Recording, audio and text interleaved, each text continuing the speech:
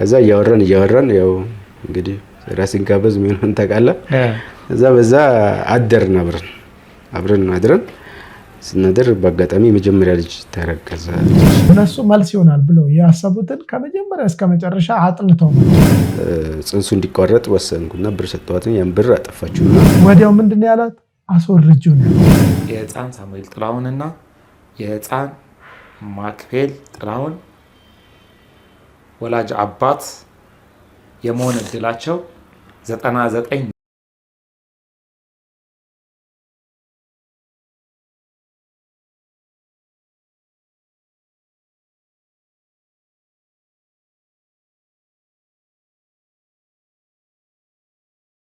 ቺቲንግ ነው ሙሉ በሙሉ።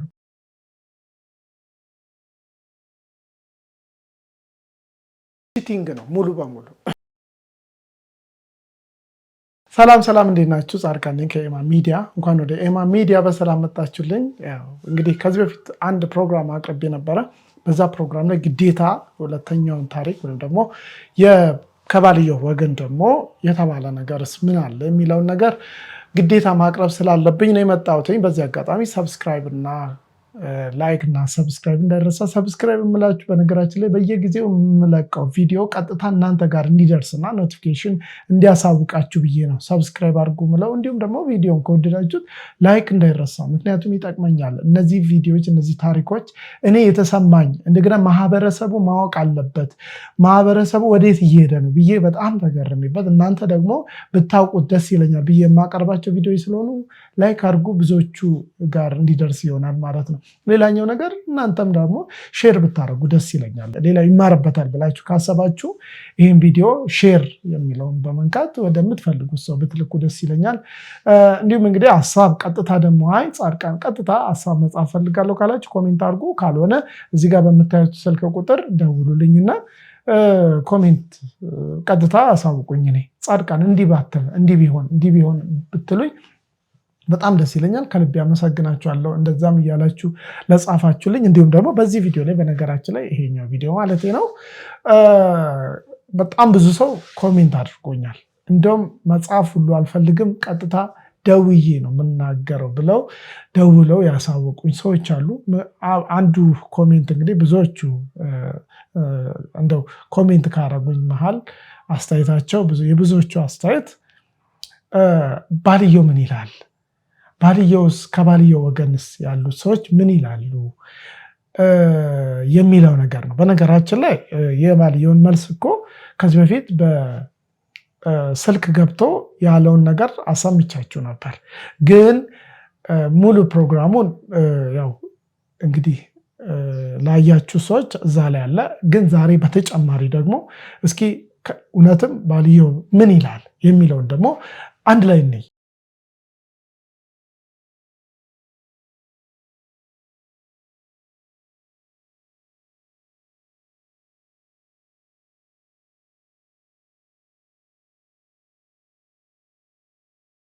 ባልየውና ወይም ደግሞ ዋና ባለ ታሪክ ባለቤትና ፍቅረኛው በድጋሚ ቀርበው ነበር ወደ ሚዲያ። ግን ሙሉ በሙሉ አላቅም፣ በኔ ሐሳብ፣ በኔ እይታ፣ በኔ አስተያየት ሙሉ በሙሉ የተቀባባና የተጠና ታሪክ ነው ይዘው የመጡት። እንደውም የባሰ ባልየው ታሪኬን አሳምራለሁ ወይም ደግሞ እኔ እውነት አለኝ ብሎ መጥቶ የተሻለ ነገር አወራለሁ ብሎ እንደውም ወርዶብኝ ነው የተመለሰው። እስኪ ገና በመጀመሪያው ምን አይነት ነገር አለው መሰላችሁ? እስኪ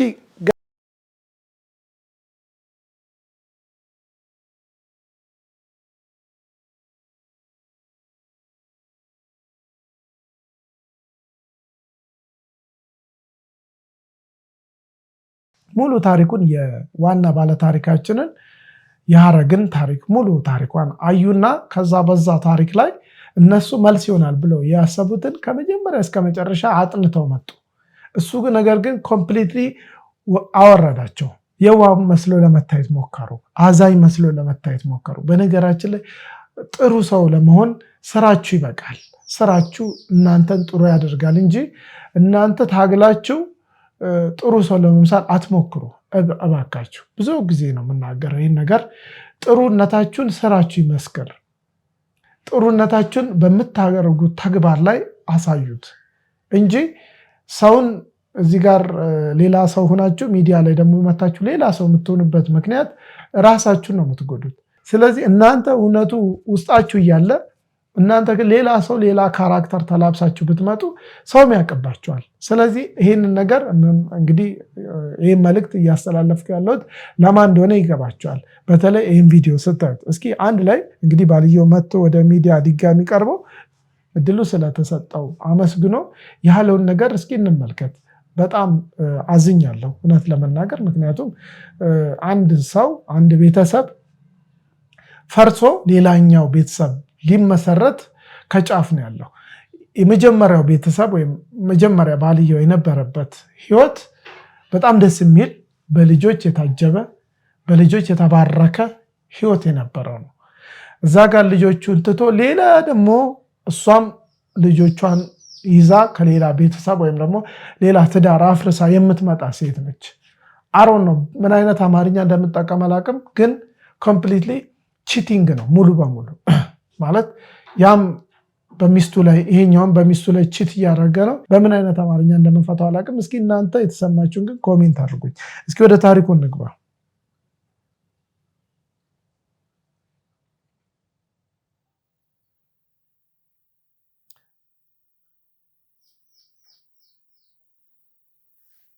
ኦኬ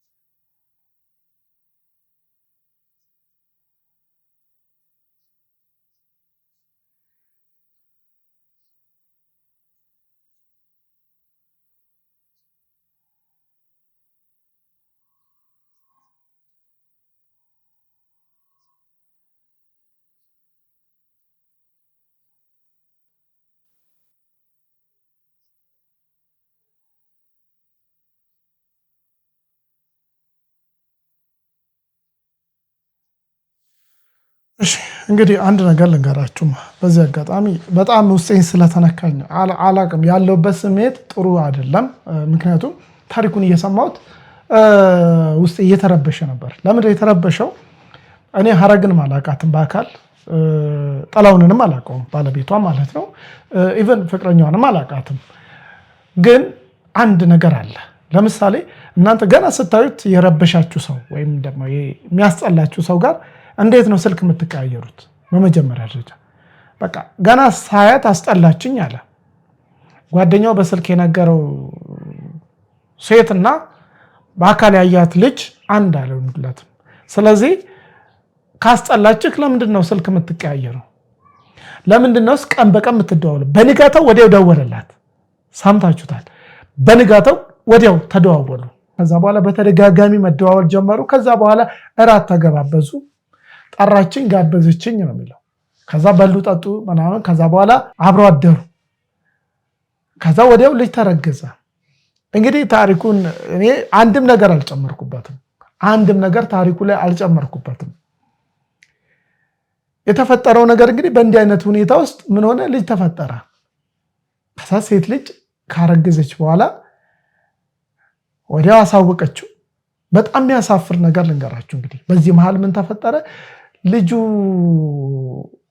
ልጅ እንደተረገዘ ስትነግረው ወዲያው ምንድነው ያላት አስወርጂው ነው ያላት ባለጌ ነው ይሄ ብልግና ነው ይቅርታ አቶ ጥላሁን ወይም ደግሞ የሐረግ ባል ጥፋት አጥፍቷል የፈለገ ነገር ይምጣ የፈለገ ነገር ይሁን ልጅ አስወርጂ ማለት ግደዩ ማለት ነው በሌላ አማርኛ ልጅን አስወርጂው ማለት በሌላ አማርኛ ማስወረድ የሚባለው ነገር በጣም አስቀያሚ ነገር ነው አንድ መድኃኒት ይሰጣል ለሴት ልጅ መድኃኒቱን ትውጣለች ልጅ የነበረውን በተቻለው መጠን ያ መድኃኒት መርዝ ነው ለልጁ እንዲያጠፋው ያደርጋል ወሩ ካለፈ ደግሞ በጣም ከባድ በሆነ መንገድ ልጁ እንዲወጣ ይደረጋል ማለት መድኃኒት ማስወረድ የማይቻል በመድኃኒት ማስወረድ የማይቻልበት ጊዜ ሲኖር ከ3 ወር በላይ ከሆነ ልጁ ደግሞ ምን ይሆናል በህክምና ልጁ በሌላ መንገድ እንዲወጣ ይደረጋል በጣም አስቀያሚ የሆነ ነገር ነው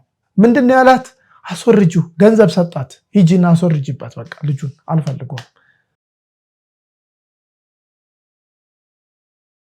ሃው መጀመሪያ ማን ተኛለ አብራት ማን ተደዋወለ አለ